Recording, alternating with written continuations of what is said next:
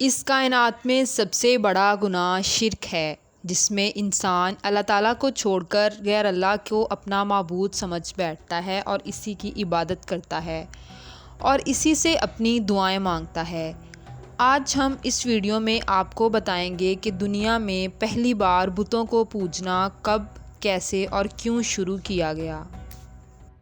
حضرت آدم علیہ السلام اور حضرت نوح علیہ السلام کے درمیان 10 قرن تھیں، جو کہ سب اللہ تعالیٰ کے دین پر قائم تھیں۔ قرن سے مراد نسل یا صدی ہے۔ حضرت نوح علیہ السلام اپنے پیروکاروں کو اللہ تعالیٰ کا پیغام حق دیتے اور اللہ تعالیٰ کے احکامات کو ماننے کا حکم فرماتے، جس کی وجہ سے آپ کے پیروکار بڑھنے لگے، اور آپ کے پیروکاروں میں سے کچھ ایسے تھے جو اللہ تعالیٰ کے نیکوکار اور برگزیدہ بندے تھے۔ ان نیک لوگوں کے نام ود، سوا، یغوث، یعوق اور نصر تھے۔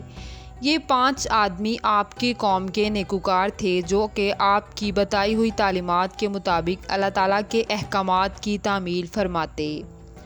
حضرت نوح علیہ السلام نے اپنی قوم کو کہا کہ اپنے معبودوں کو ہرگز نہ چھوڑنا، اور ود، سوا، یغوث، یعوق اور نصر کو بھی نہ چھوڑنا، جیسا کہ قرآن پاک میں سورۃ نوح کی آیت نمبر 23 میں بیان کیا گیا ہے۔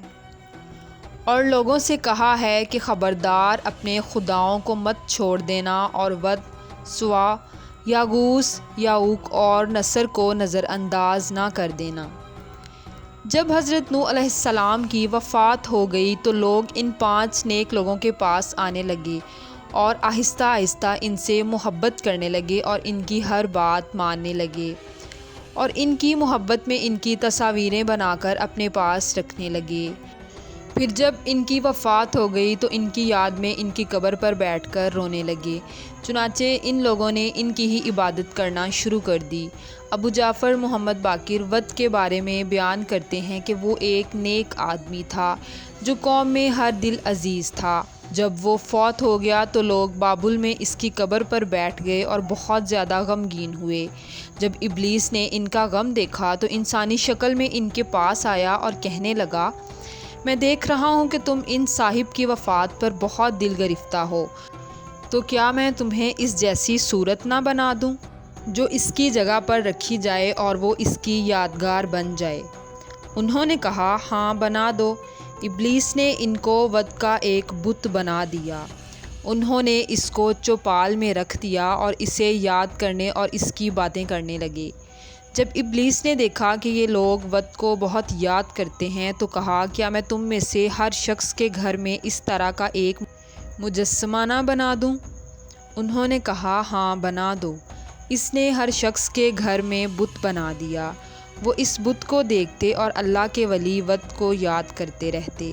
جب ان کی اولادیں بڑی ہوئیں تو انہوں نے اپنے بزرگوں کو ان بتوں کو اتنی اہمیت دیتے ہوئے دیکھا تو وہ بھی اسی طرح اس کو اہمیت دینے لگے، حتیٰ کہ اگلی نسلوں کے لوگ اس بات سے بے خبر ہو گئے کہ ان کے بزرگ انہیں کیوں یاد کرتے تھے۔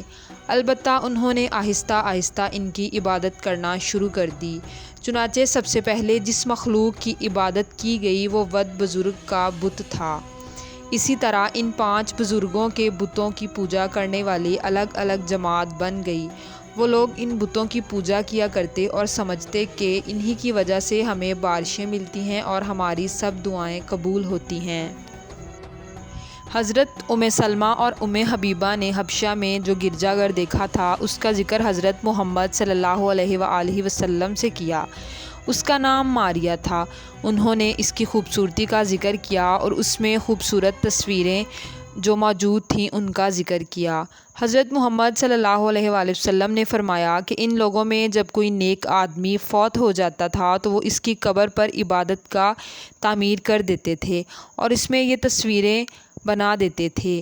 اللہ کے ہاں یہ لوگ مخلوقات میں بدترین ہیں۔